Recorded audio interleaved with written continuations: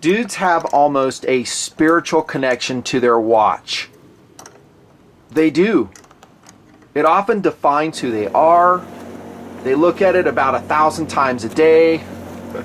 They like obsessing about it. They like buying more. A lot of dudes are like this. A lot. Hey, Nutnfancy, I didn't think you were a watch guy. Well, there is some truth to that. There is. In the years past, I have minimized expenditures on certain timepieces. I admit it. What changed? This changed. About 2 weeks ago, at least at the posting date of this video, I made a video revealing to the world my embarrassing watch collection. And I showed them. It's annotated there at the top. If you want to see it, go check it out. And it's feature length, just like this video will be. Feature length, all free of charge to my viewers. And I talk about a lot of philosophy on watches. Some may be repeated here, not too much.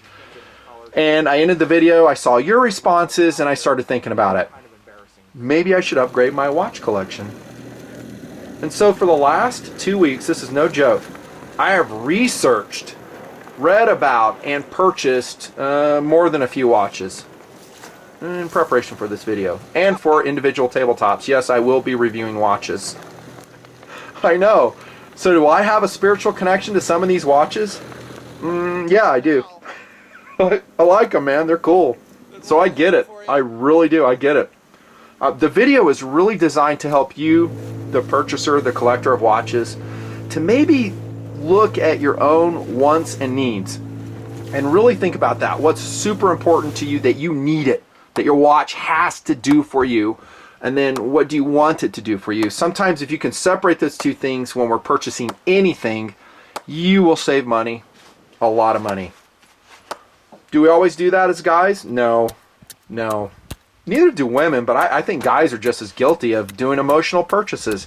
Whoa, that looks cool. Boom, credit card comes out, bought.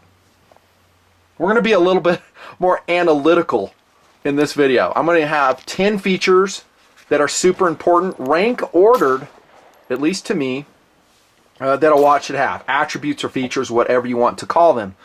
And to make the video interesting, fun, authentic, and real, I'm going to talk about my wants, my likes, and I will rank order them according to the way I see things.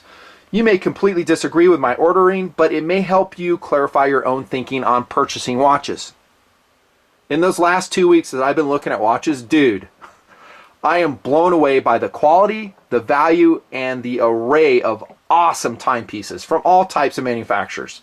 It is amazing. I think it's really confusing for a lot of dudes. It is. You know, so what do you really need in a watch? You know, ask yourself that question. Well, I want it to attract the ladies. I want it to be super cool looking. I want it to have altitude, barometer, compass, world time zones, 15 alarms. I want it to have great lume, and on the list goes. We're like the Smales kid in the movie Caddyshack when he gets to the snack stand on the golf course. Yeah, I want a hot dog. I want French fries. I want a hamburger. And Judge Smales goes, yeah, you'll get nothing and like it. So if we pare it down to the essentials, what do we really need in a watch? I'm going to get to that. But first things first. I'm going to take you back to yesterday, and this will launch us into the 10 things, starting off with number 1. That's awesome. And this happened completely by accident. We just noticed it on camera. I'll roll in footage. This is a Nutnfancy Project t-shirt. It is the cigar smoking shark with rocket powered assisting with dynamite in gray. Now, Tactical Doodle, my son, who was helping me test a certain AR-15, which you'll see the review on shortly, was wearing this watch. It is, as you can see, a GA110TS1A4. I know, it's a long name. $83, 2.4 ounces. Great looking watch. I may review it separately. Look at the color combination. I mean, heck, that freaking patch even matches. All this was accident. I was like, that looks cool. This combination with that shirt, amazing. Amazing. That takes us to our first important feature of a watch. And this may totally surprise my subscribers, because you probably think I'm going to say something first coolish, right? That has to be, oh, it has to be this, you know. Yeah, I'll get to the actual functionality of the watch here in a second. No, that's not how it goes. Even for me, that's not how it goes. The first and most important attribute, you could call it a feature, of a watch is that you have to think it's cool. Okay, that's number one, and I'm totally on board with that. I've always called it second cool. There's two types of cool. First cool is functionality. Second cool is, does it make you happy? Does it turn you on? If the answer is yes, then that should be a check mark in your buying decision. This watch, by the way, looks really cool. I like it, especially for the money. It's got reverse display, analogish. It's a G-Shock. It's got the gray and orange color combination. It's really cool looking. And then the reason I'm bringing up the t-shirt is because it's coordinated with this. Does that mean that I will always color coordinate with my watch? Absolutely not. But maybe a lot of guys do. A lot of guys, you know, they're not looking at G-Shocks. They're looking at $2,000 Seikos, Omegas. Heck, I got a Luminox, I'll show you, whatever. And it's important to them. It is a fashion accessory for you. It's a way we can express ourselves as dudes. Maybe we don't do it in our shirts. Maybe we don't do it in our other clothing items, or, you know, our shoes, but a watch is a great way to do it. Also, by wearing a watch, if others compliment you on that watch, how will it make you feel? We're having an honest discussion here. And I want you to be honest too. You'll like that. It's kind of like in high school if you had like, you know, not the hottest girl. I love these stories, right? The hottest girl around, but you know, she's cute and everything, but you're not totally into her. But what if like 10 of your friends come over and they go, wow, she is hot. She is so hot, dude. You're so lucky to have her. How does that make you feel about your girlfriend, about your watch? Let's be honest. I kind of like it. I mean, am I going to get a lot of compliments on this watch? No, I'm not. I mean, there's a subset of enthusiasts for every item in the world. There's probably a whole forum devoted to this one watch. I don't know. No, not really. I might get a few of these. I don't know. It's not primary on my list, but if it happens, it happens, and guys like it. If you say that's not the case, and it's not truthful. That's why guys buy sports cars, buy, you know, cool things of all types and descriptions. Hey, it's cool. I want people to recognize me for something cool. Is it primary? Not with me, but for some people it might be. You know, are you after a wow factor, or are you after understated? Now, I gave you an example in the other video, my buddy Xavier, and he likes Philippe Patek watches, which, you know, about $80,000. Some sell for millions, and that's his fantasy watch. He doesn't have one because he doesn't have money, but he has an $8,000 watch. That's a lot of money, dude. A lot of money. Does he color coordinate that? Maybe. I know this. Zav, and that's his nickname, he likes understated. So for him, the Philippe Patek, I hope I'm saying that right, brand is understated, and he digs it. So does it make you happy? That is the first and most important feature ever in buying a watch. And you can tell that by looking online. You can tell that by looking on a video, and you say, wow, that is cool, or maybe it doesn't connect to you. This watch connects to me. I like it. It looks cool. It's masculine. It has a functionality that I like. It has an analog display. I don't always need that, but it's kind of cool. I love the orange and gray combination, and it's affordable. We'll talk about value here in a sec. Second cool, man. Another thing is, does it make you happy? Is, does it have a feature set which you totally love? Think about that for a second, dudes. I mean, this is really important. To prove the point, I'm going to show you a much cooler watch. A more expensive watch, feature-laden, has all types of things to it. I just love the looks of this watch. Yes, it turns me on. Say hey to the Casio Golfmaster, model GWN1000E-8 Alpha for about $310. We bought it off Amazon, 3.6 ounces. Damn, that's a cool looking watch. This just might be my most expensive watch I ever own. What? It's only 310 bucks. Yeah, again, we'll talk about value. I mean, it varies for every dude. Now, what I was going to tell you is, does it make you happy? Does it turn you on? Is it fun to play with? I'm talking about the watch. What do you mean, Nutton? I mean, does it have a bunch of things you can dink around with? Yeah, it does. I mean, this has got compass. I've got an altimeter. altimeter that I can cross-check with my smartphone. I got temperature, is it accurate? I can just dick around. I'm in a boring meeting, for instance, I can play with my watch. Guys like to do it. It's fun. Barometer, how close is my barometer? Is it trending up or down? How's the weather coming? Is it getting, better or worse? Has a tide function on it? I can I can go cycle through world time. What's the tide doing? Is it accurate? I cross-check that against the phone. I can time things. I can set up alarms. When's the last time I'm laughing because this is so funny, but this is how we are as guys. When's the last time I got an atomic clock sync? I can check that with the RC function. I think you get the picture. We like fiddling with things. We're dudes. Okay, if you're watching this video, you're like that. Hey, my battery state's high. Does it make you happy? Does it give you a project? A watch can do that. You can say, well, I always have my iPhone. I get you.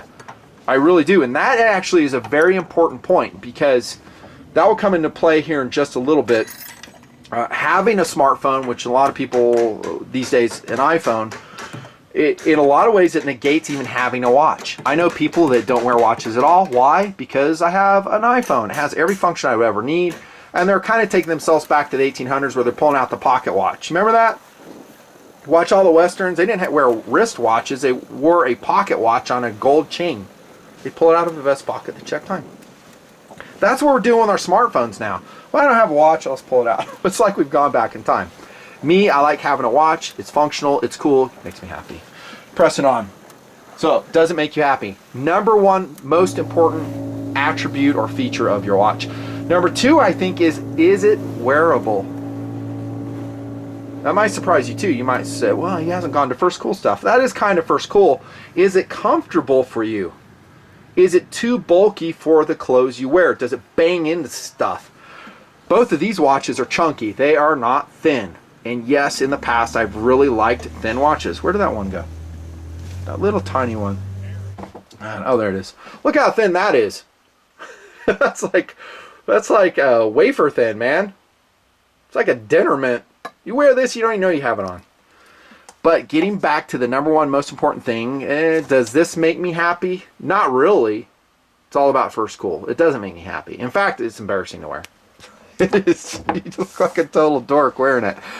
Oh, look at that guy. Poor guy, he doesn't have a job. That's what people think when you wear that, probably.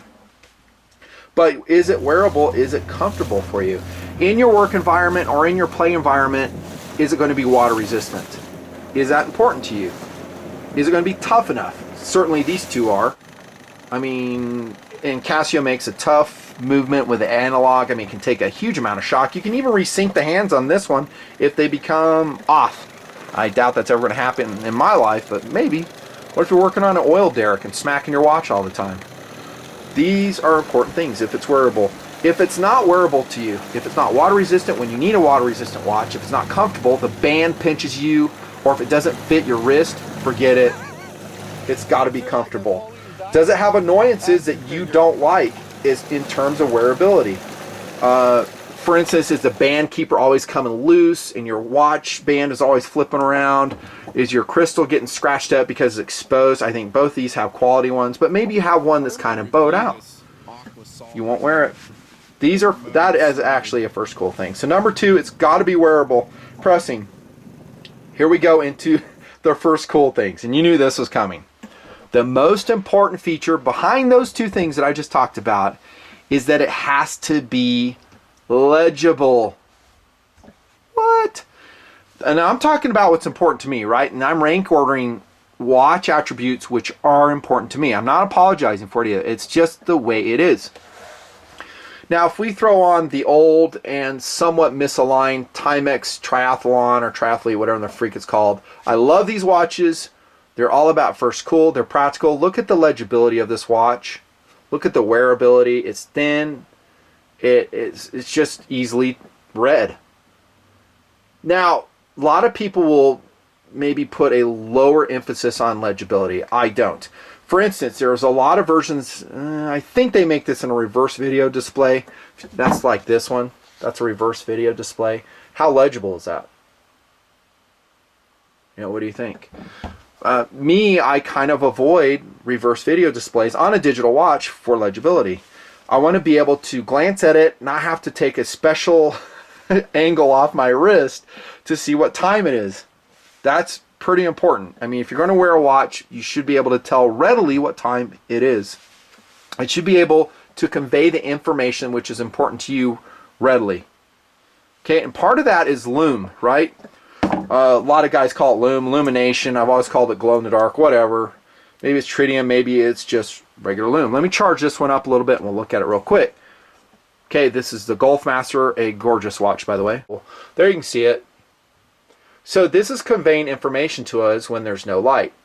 Now there will be different attributes. This one actually doesn't have illuminated hands. It has a light, which is easy to use. Not, there it is. Oh, that does look freaking cool, dude. Cool. So it's conveying information to us in the dark. Illumination's an important part of that. Does it have big numbers? Are the LCD screens covered which have important information? So here we have the Golfmaster. I want to find out what the barometer setting is. Let's say my hand's down here.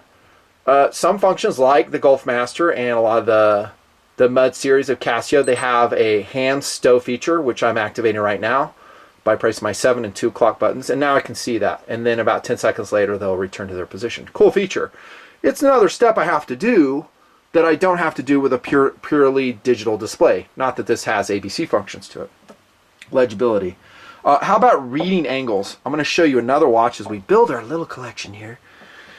This one is the Casio G 7900 2DR, 70 bucks, 2.4 ounces. I just love it. It has real-time tide displays in it. It's kind of an older style of G-Shock, but I just love it. The one thing I perhaps don't love about it is that it's inset so deeply like the older G-Shocks were, and sometimes still are, that as you can see, we can't really read the numbers that legibly. Is that important to you? I don't know. It is kind of to me. I like to just be able to glance, look at the difference in. So you can make sure they're the same angle. Maybe that's, see what I'm saying? So the Timex I can read off easily. It's just a couple degrees I'll turn. Bigger numerals here, smaller numerals here. Getting back to legibility. Do you even care about that? I don't know. I don't care about it at all, nothing. And that's totally good. I mean, a lot of guys are wearing watches for nothing more than the first attribute. They like how it looks. They may not even look at it. They're just wearing it as a purely fashion accessory, as a statement about who they are, what they're about, and that's okay. It's all second cool. You cannot criticize second cool. We've always said that here. Number 4. Now we're getting into the nitty gritty. And I love this part. And you probably thought I was going to lead off with this. By the way, that's a Delicate and ZDP 189. I love it. Useful time functions. Does your watch of choice have that? And do you care? And to prove that point, that is having useful time functions, I'm going to bring in a different cast member. Here we go. You may hate or love this color combination. I love it. This is a Casio GA400 9 Bravo. About 109 bucks. I like it. I like how colorful it is, and it makes me happy. Going back to the first most important thing. But let's look at it. Does it have all the time functions that I need? Going back to number 3, is it legible? I look at the clock face. Can it transmit the most important information that I want? That is day and date and time. Yeah, I think so.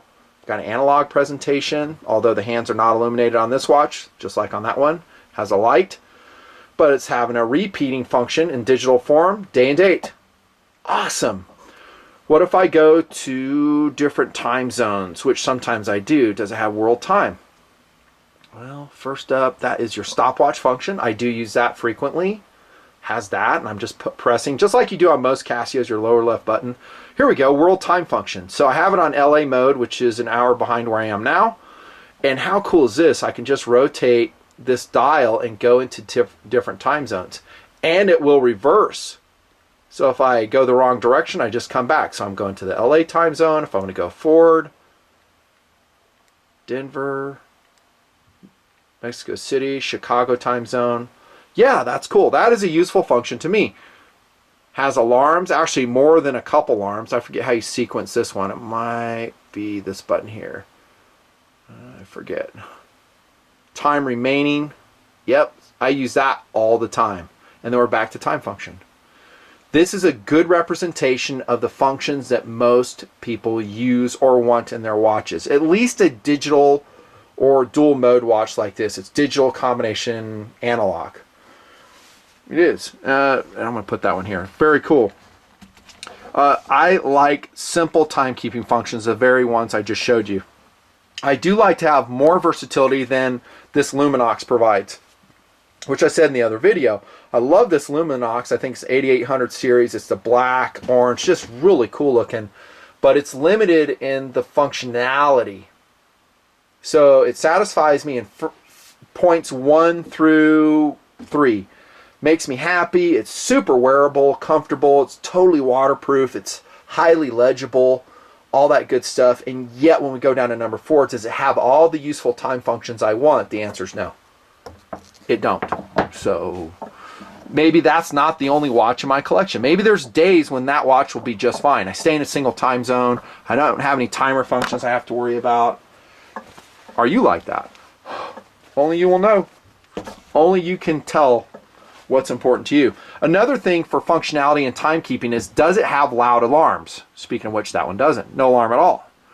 All of these watches have alarms. And you might need something super loud. If you, like me, use your watch to wake up, if it's a super quiet one, you're going to sleep right through it. Do you need a snooze function? Maybe. You know, some watches allow you to change the tone. Is that important to you? Useful time functions. A lot of people, I would say, smartly may put that at the number 1 top most important thing on their watch features list. And I would say the brand Casio, and I'm sorry I'm so heavily representing it, but I'm attracted to the brand right now. High value, tough, cool, all the functions I need. Highly durable, highly water resistant, shock resistant, blah, blah, blah. But they'll put that at the top because I need a useful time function. Just like this watch. The Timex Marathon, Ironman series, they have a lot of what I like. But are they ultra cool? Maybe not. Moving on. Are the watches easy to use for you? So if you're going out buying a watch, do a little research. Maybe I'll review a watch you like. Maybe I won't. But you can go into Amazon and there's lots of great information from people who've bought that watch. And they'll say, yeah, I really like this about the watch and I didn't like that about the watch.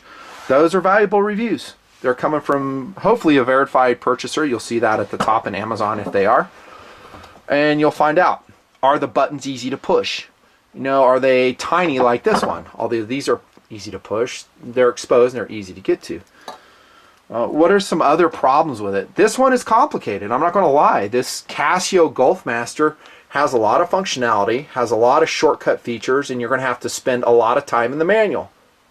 To a lot of people, it'll be complicated. However, I think if you can work an iPhone, you can work your Golfmaster. You can work any of these watches. You'll get used to the features. And if you access and use those features which are important to you, you'll get good at them. You'll know what your shortcuts are. And ease of use will climb. Is there a steep learning curve to some of these watches? Yep. Could be. Could be. How about solar maintenance? This is a solar charged watch. I have had a solar charged Casio before. The batteries died. I could not revive it. It was an older watch. It was probably 10 years old. And you can buy other batteries, but I mean, it's such a hassle. Now you got to crack the back. You risk losing water resistance, or at least rated water resistance. You have to keep it under a lamp, give it some sunshine, especially if it's in a collection. What if you have 20 watches and this only gets worn once a month? Think about it. Is it easy to use? Or is there an aggravating interface that you don't like using? Some watches, I don't know if I have one on the table. I'm going to show some more here. I don't want to show you everything, but I want to show you a couple. This is a really cool watch. It's a high value watch. This is another Casio, sorry. SGW 300H 1AVCF. I'll put links to these if you like them. Everyone I'm showing you is a Hall of Famer, actually. I wouldn't bring on tape if it wasn't. $40, 1.6 ounces? Shut up. Wow, that's amazing. There's my solar watch stand, not this one, but it reminds me of charging watches that have solar panels. What I was going to say is aggravating functions. I don't know if this one has it. I don't know if it's the best one. Here's world time. Okay, here we go. So let's say I want to go to the Chicago or New York City time zone. Can I use this button? Nope, that's illumination. Can I use this button? Yeah, I can. So, oh, there's Denver. Let's say someone distracts me and I shoot right past New York City. Did you just see it? And I'm like, oh, I need to go back. How do I go back? I can't. Oh, crap. Now I went to stopwatch. Now I gotta go back. Where's world time? You get my picture? That it's kind of going, oh, crap. I have to cycle all the way through? Remember this one? I didn't. I had a dial. I could just rotate it and get to the time zones. But let's say you're in the same state. You never leave anywhere. Is that feature important to you? Maybe not. Maybe not. But that, in some people's minds, would be an aggravating feature and maybe a reason why they stop wearing it. They go, well, I don't want to do that. Because maybe the dude's a businessman. He's going to Europe all the time and he's always changing time zones. That's it. 6, value. I love this one because it's so highly subjective. You know what I mean? What constitutes good value in the watch world is highly subject to debate, and people right now are arguing about it. Will you go out and buy a Rolex for 12 grand? Will you go out and buy a whatever watch for $50,000? Probably not. But more realistically, will you go out and spend $500, $1,000? The most expensive watch I have here is about $300. In some people's minds, that's like, whoa, way too much. There might be guys who are wearing this. Hey, I was like that for years. But to me, the GA-1000, what is that, 8A at $162, freaking Gravity Master. It makes me happy. It's super legible. Has most of the functions I need. It's wicked, and it represents, to me, not just good, but amazing, amazing value. This watch. Amazing. Again, that's why I'm talking so much about Casio, because it's such a high value brand. I talked a lot about this brand in the last video. Hey man, you just like Timex. No, I like all brands, but there's very few doing the cutting edge stuff that Casio is doing at this price point. Remember this one, it has, well, I didn't even talk about this. Going back to feature sets, I'm going to come up to that. Actually, I won't. I'll talk about ABC on this one here in just a second. But this one's just $40. It looks good. It's functional. It's super lightweight. It's durable. Covered under warranty. What's not to like, man? I really love this one. That's because you're a pilot. I still love it, man. It's just cool. The gray, yellow, black combination, going back to number 1. Does it make you happy? Is it worth it to you? Basically is what determines the value, by the way. I did say, well, do other people like it? I never consider that. Is it worth it to you? In my knife reviews, I've always talked about having a high value collection. So there's knives that are super affordable. Maybe they're only less than $40 per knife, but someone can derive a lot of enjoyment by buying knives that are less than $40. Guess what? The same thing can happen with watches. Maybe your price point's $100. I want to have, every watch I have is going to be under $100. That's under 100. That one's not. That's under 100, under 100, under 100, not. But you can have a very solid collection of under $100 for your watches and be super happy. And you can fondle them just like you do your knife collection. More importantly, you can wear them daily. So you have these bars, which by the way, I bought this display piece in Amazon. It's like $6.50. How cheap is that? And you can display your watches and just sit there in the morning and go, what watch am I going to wear today? Getting back to number 1. We have a spiritual bond to our watches, dudes. You might like this one too. Check that. Oh, that's a cool watch. Hey, that's a women's watch. No, it isn't. That's a cool baby G-Shock. That's BGA A180 2 Bravo 2. Sorry, that's just the number they go by. $80. Red, white, and blue. Super cool. And by the way, this has a tide function in it. Super high resolution, although very tiny LCD and reverse screen here. All types of cool functions on it. So I bring this one out now because we're talking about value. $80, worth it? Oh, totally worth it. What's your price range? You have to determine that. I can't determine it for you. Some guys will never spend over $25 on a watch. There's some great watch options for that. They really are. Are they going to be launching themselves into two kinds of cool? Maybe not. Number 7, durability. Most important feature aspect of your watch, will it last? I think most of the movements are so good these days, you really don't have to worry about it. What you might have to worry about is the band construction. This Luminox, for instance, has an amazing band on it that I think is basically designed for scuba diving. It's lightweight. I generally, myself, getting back to my own preferences, because it is what it is, I don't like metal bands. I don't like them. They add weight. They're a pain to adjust. Sometimes they catch your hair. I just don't like it. Maybe you love them. Maybe your collection would be completely opposite. You wouldn't have any plastic or resin bands at all. It'd all be metal. That's totally cool. I get it. Is it waterproof? That's a really important one if you, like me, go into water environments. Like I'm out in the ocean, Pacific Ocean, and bay areas. It has to be waterproof. I'm basically wearing something that is dive rated. In a manner of speaking. You know, not diving to 100 feet, but, you know, dive into 30, 50 feet. Every single watch that I'm showing you right now is pretty much that. They'll rate it in terms of bar. Maybe it's 10 bar, 20 bar. You can look in the owner's manual. It'll tell you what it is. But waterproofness is huge. Nothing pisses an owner off more than something says it's waterproof, and then they look inside and they see condensation. And yes, there have been Casio watches that have done that.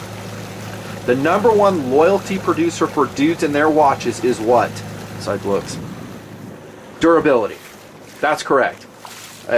If you read the Amazon reviews, it's like that. It's like, yeah, this is like the 5th G-Shock I've had. I started wearing them in 1980, and I just keep buying them over and over again because they just last. They never break. And I'm with it. I totally get it. If something is durable and reliable for you, you want to buy that brand more. True. How about battery life? We're talking about durability. I talked about the solar models. I'm still in the learning phase for the new solar models. Will they be durable? How much maintenance do they need exposing them to light? A lot of times on motorcycling, I have a gauntlet. I have a leather glove, and I have my riding gear coming all the way up, and my watch is not exposed at all. So I could be doing a full day's ride with this watch or another solar powered watch, and lo and behold, it's not charged at all. And I don't know. How about other batteries? Time will tell. I think these newer G-Shocks, they're 2 years, 3 years, and you got to get and replace. That's a hassle. Maybe I should just wear this forever. This is a 10-year battery. I think I bought this like 10 years ago, and it's still going. There's something to be said for it. Yeah, but nothing fancy. You're going to chase the ladies away with that. Roger that. Been married 30 years. Don't need one. Strap breakage and parts, if you ever need it, that's a good example. Oh, I was going to say this on battery life. I bought my wife a Raymond Weil in the Mideast, and the battery in that watch, I'll roll a picture in because I forgot to bring it to table, sucks. I mean, it will literally last about 10 months, and I have to replace it. We've replaced the battery so many times on that, it just basically got to the point where she doesn't wear it anymore. It just sits in a drawer. That's what I'm talking about. If it's going to be problematic, guess what? Guys are not going to want to use it at all. It's because it has a moon phase mechanical motion, and it burns a lot of electricity. Moving on, wrapping it up to features that are important in watch in terms of importance. Here comes one you probably thought was going to be super high on the list. I made mention of it. I'm going to call it features you will never use. That's right, features you will never use, and yet that are highly banded about online and saying, oh, it's super, super important that you have a watch that does this. I would probably say ABC. And this one doesn't have it. I'll use, where's a good ABC watch? This one has it. And by that I mean altimeter, barometer. Actually, I'm going to use a Golfmaster because I know that one a little bit better than this one. Altitude, barometer, and compass features of a watch. How often will you really, really use them? I'll use them all the time. Come on now. Will you? Remember, you have an iPhone. An iPhone has a compass built into it. You'll have all types of weather programs. You can see pressure dropping, pressure climbing. You can check tides with your iPhone. I do all the time. How often are you going to use it? I'm here in the barometer function here. Now, a lot of these watches will have a falling barometer alarm function to alert you to bad weather coming. I think if you're out of cell phone range, or you don't have your phone, or if the phone's battery is dead, this makes a good and viable backup option. Altimeter, barometer, compass functions. That I will buy off on. I will. Roll time. There's your tide function on this one. How often are you going to access it? I like to think that I'll access it perhaps more than some folks. I'm sorry, I'm pressing the wrong one. There's barometer right here. There's compass. Needle, secondhand always points to north. You'll have to put in your magnetic declination in here, or variation I should say. There's your altimeter. There's your temperature, which on most of these models is wildly inaccurate. I will say most people won't use those features. They just like knowing they're there. Second cool. What? They will. They'll just say, oh man, I got a watch that has ABC on it. Maybe more functions. You know, tide, moon, altimeter, barometer, compass, blah, blah, blah. And your smartphone is more appropriate for that if, like I said, you have battery there. I just don't see it being that super important. Last but not least, I thought there was 10. There's actually just 9. So sorry to disappoint. Is collectability of your timepiece. Now, what do you mean by collectability? That it's going to gain in value? Kind of, but not really. I basically want to say that is it enjoyable for you to collect? Okay, I got to put another watch in here just to balance it out. Let's throw on GA100 Alpha 7 for $62. It's only 2.4 ounces. Check that out, fellas. That's cool. That's a cool watch. Gloss white band. It comes in various colors. Super light. This is a cool watch. And it's got LCD functionality in it. Hands are not luminous, though. Let's check out the lume on this, by the way. I think it's orange as well. Oh, that looks freaking cool, dude. I have the lume set to 3 seconds, I think. Oh, that's wicked. Yeah, it makes me happy. It's cool. Hey, I would never wear a white watch. I'd only wear something tactical looking. Well, that's you. That's not me. I mean, I like colored watches. I like switching it out. I don't necessarily want to wear something that looks tactical. It's just me. No, I don't. This is a great collection. Let's just say you have the very watches I'm showing you right now, and they're on your chest of drawers or wherever you dress in the morning. Imagine you get up in the morning and, like I said earlier, you pick. You go, what am I in the mood for? I want in the mood for that one. Maybe it matches a certain t-shirt you have. Hopefully it's a TMP t-shirt, by the way. Yes, shameless plug, available at our web store. And you go, oh, I want to wear the orange and gray one. That's fun. Now, and I haven't really mentioned this, if you're going into more collectible, limited edition, super quality, super expensive timepieces, yes, they are commodities. So it's not just an enjoyability thing. It is a way to make money. I mean, you can get a Philippe Patek, like I said earlier. It's limited edition. 10 years down the road, it's gained in value. You can trade it. You can get something more expensive. Is that the most important feature of a watch? Not to me, but to some guys, that may be the #1 feature. How limited edition is this watch? Will it gain in value? To me, it's more of a personal collection thing. Woo! That's it. Feature length, dude. Feature length. Guys do have a spiritual connection to their watches. Yes, I'm showing you mostly Casios. In fact, I think all Casios except for that one Timex. But I think there's a lot of people like me. I think most of the viewers watching this video will be like me. They'll love the G-Shock line, and no, I don't mean to just promote G-Shock, but I mean, just look at what we've talked about, the feature sets. This one has an actual tide, so it's always showing, at least when I go to normal mode. So let me put it in time mode. There it is. So now I see right now if I was in Los Angeles, I'd have a falling tide. For freaking what? $70? That's cool. And a moon phase on it. That's cool. I like it. Does it make you happy? Every time I look at this and I'm in the Zodiac and I see the tide, it's going to make me happy. I just spent $80 on it. Totally worth it. Wearable. Is it comfortable? Is it legible? Does it have useful time functions for you? Will you be using it? Is it easy to use, representing value, durability? Does it have features you'll actually use? Just a couple things. And is it collectible? Whew, Nutnfancy project. You know, buy smart, but buy to make yourself happy. You're doing it anyhow. Hope this video helps. See ya.